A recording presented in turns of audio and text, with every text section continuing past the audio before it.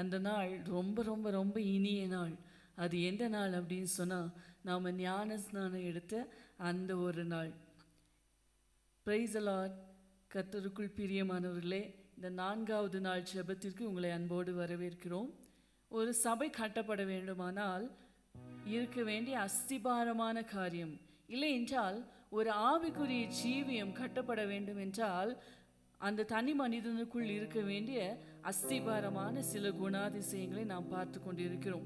அந்த வகையிலே இன்றைய நாளிலே ஒரு சபையாகி அஸ்திபாரம் கட்டப்பட வேண்டுமானால், இல்லை என்றால் ஒரு தனி மனித வாழ்வு கிறிஸ்துவுக்குள்ளாக வேரூன்ற கட்டப்பட வேண்டுமானால் முக்கியமான தேவையாக ஞான ஸ்நானம் என்கிற ஒரு கட்டளையை தேவனால் பெற்றிருக்கிறோம். இன்றைக்கு பலரும் ஞான ஸ்நானம் தேவையில்லை என்று சொல்லி மறுக்கிற சூழ்நிலையிலே நாம் காணப்படுகிறோம். ஆனால் பிரியமானவர்களே, இது தேவனால் நமக்கு தரப்பட்ட கட்டளை.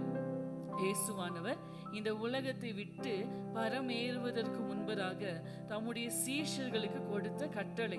மத்தேயு எழுதின சுவிசேஷம் 28வது அதிகாரம் அதனுடைய 19-20 வசனங்களிலே நாம் வாசிப்போம் என்றால், ஆகையால் நீங்கள் புறப்பட்டு சகல ஜாதிகளையும் சீஷராக்கி பிதா குமாரன் பரிசுத்த ஆவி நாமத்திலே அவர்களுக்கு ஞான ஸ்நானம் கொடுங்கள் என்கிறதாக இயேசு தம்முடைய சீஷர்களுக்கு கட்டளையிடுகிறார். நீங்கள் உலகம் எங்கும் போய் சகல சிருஷ்டிகளையும் சீஷராக்கி அவர்களுக்கு பிதா குமாரன் பரிசுத்த ஆவி நாமத்திலே ஞான ஸ்நானம் கொடுத்து நான் கட்டளையிட்ட யாவையும் அவர்கள் கை கொள்ளும்படி உபதேசம் பண்ணுங்கள் என்கிறதாக.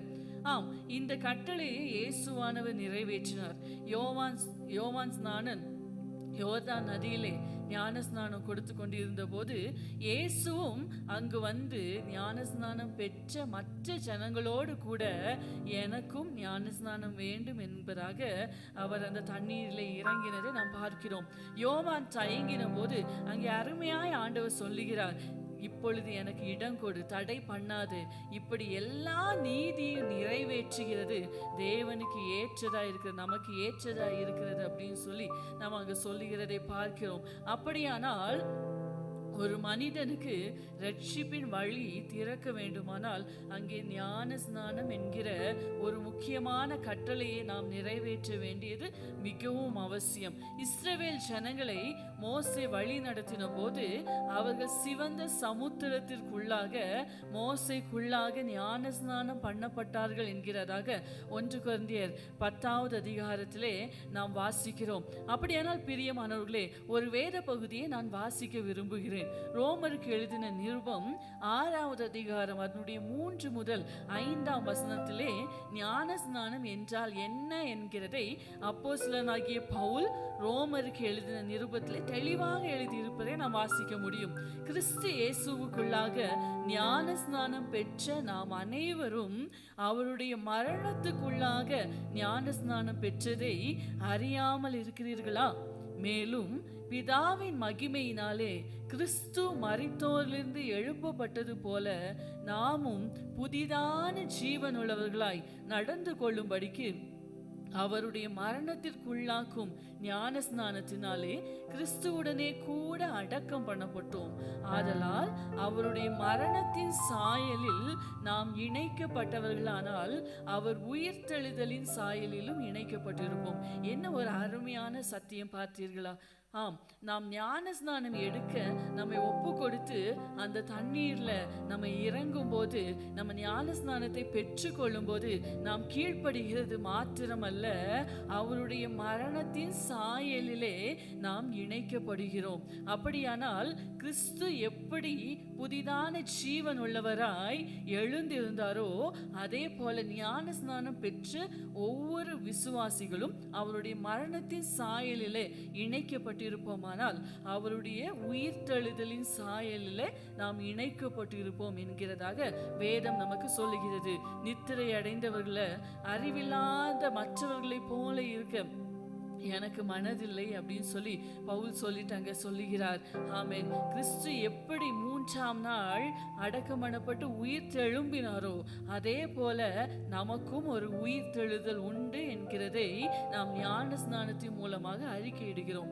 மார்க் எழுதின சுவிசேஷம் 16வது அதிகாரம் 16வது வசனத்திலே, விசுவாசம் உள்ளவனாகி ஞான ஸ்நானம் பெற்றவன் ரட்சிக்கப்படுவான், விசுவாசியாதவனோ ஆக்கினைக்குள்ளாக தீர்க்கப்படுவான் என்கிறதாக வசனம் சொல்கிறது.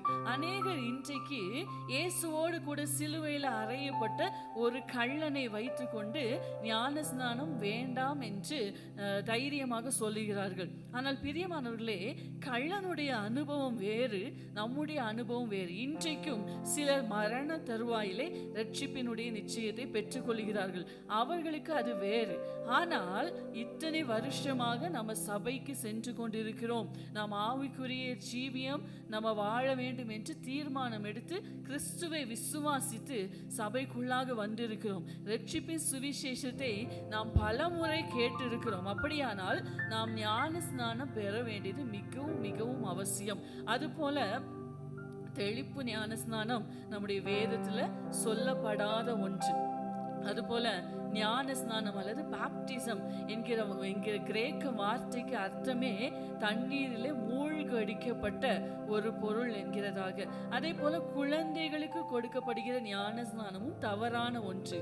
ஏனென்று சொன்னால் ஒரு ஞானம் அடைந்த மனுஷன் தன்னுடைய பாவ மனுஷ சாயலை அந்த தண்ணீர்லேயே களைந்து விட்டு புதிதான ஜீவன் உள்ளவனாய் நான் வாழ்வேன் என்கிற தீர்மானத்தோடு, அதாவது இன்னும் புரியும்படி சொல்லணும் அப்படின்னு சொன்னா, நான் பாவத்திற்கு செத்து நீதிக்கு பிழைப்பேன் என்கிற ஒரு நிச்சயத்தோட ஒரு உறுதிமொழியோட நாம் அந்த தண்ணீர்லேருந்து கரையேறுகிறோம்.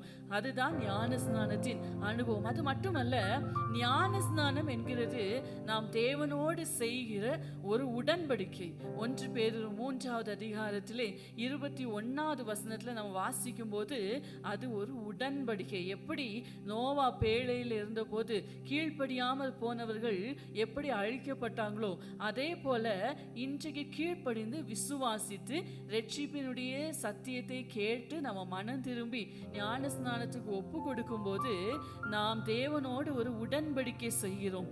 அப்போஸ்தலனாகிய பவுலிடம் சிறைச்சாலைக்காரன் இதே கேள்வியை கேட்பார். ஆண்டவமாரே, ரட்சிக்கப்படுவதற்கு நாங்கள் என்ன செய்ய வேண்டும் அப்படின்னு சொல்லி கேட்கும்போது பவுல் சொல்லுவார், கர்த்தராகிய இயேசுவை நீ விசுவாசி, அப்பொழுது நீ ரட்சிக்கப்படுவாய்னு சொல்லி உடனே அவன் அந்த சத்திய வசனத்துக்கு கீழ்ப்படிந்து வசனம் சொல்லுகிறது, அவனும் அவனுடையவர்கள் அனைவரும் உடனே ஞான ஸ்நானம் பெற்றார்கள். கலாத்தியர் 3வது அதிகாரம் அதனுடைய 27ஆம் வசனத்திலே அப்போஸ்தலனாகிய பவுல் சொல்லுகிறார், ஏனெனில் உங்களில் கிறிஸ்துவுக்குள்ளாக ஞான ஸ்நானம் பெற்றவர்கள் எத்தனை பேரோ அத்தனை பேரும் கிறிஸ்துவை தரித்து கொண்டீர்களே என்பதாக. அது மட்டும் இல்லை, கடைசியா நான் ஒரே ஒரு காரியத்தை சொல்ல விரும்புகிறேன். ஞான ஸ்நானம் அப்படின்னு சொன்னால் அது ஒரு வெளிப்படையான அறிக்கை. அது பிசாசுக்காகட்டும், நம்மை பார்க்கிற மற்ற மனுஷர்களுக்காகட்டும், நம்ம ஞான ஸ்நானம் எடுக்கிறது மூலமாய் நான் தேவனுடைய பிள்ளை, நான் தேவனோடு உடன்படிக்கை செய்து கொண்டவன், எனக்கும் இந்த உலகத்துக்கும் சம்பந்தமில்லை, நான் தேவனுடைய பிள்ளை, தேவனுடைய இரத்தத்தாலே மீட்கப்பட்டவன் மீட்கப்பட்டவள் என்கிற வெளிப்படையான அறிக்கையை நாம் செய்கிறோம். எனவே யாராவது ஞான ஸ்நானம் எடுக்க தயங்கி கொண்டு இருப்பீர்களானா, இல்லை ஞான ஸ்நானத்தை குறித்த தெளிவான நிச்சயம் இல்லாதவர்களாக இருப்பீங்களானா, இன்னைக்கு உங்களை ஒப்பு கொடுங்க. கண்டிப்பாக ஞான ஸ்நான சத்தியத்துக்கு கீழ்ப்படிங்க, ஞான ஸ்நானம் எடுங்க. கர்த்தர் நம்மை ஆசீர்வதிப்பாராக. God bless you.